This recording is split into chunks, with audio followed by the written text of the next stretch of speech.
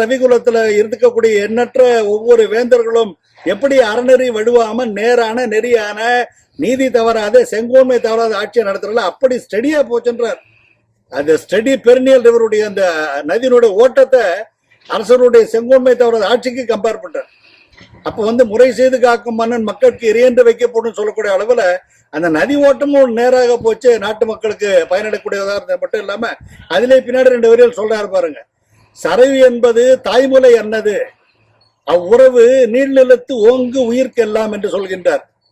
இரவிதன் குலத்து எண்ணில் பல்வேந்தர்தம் புறவனல் ஒழுக்கின்படி பூண்டது சரவி என்பது தாய்மொழி அன்னது, அவ்வுறவு நீள்நிலத்து ஓங்கு உயிர்க்கெல்லாம்.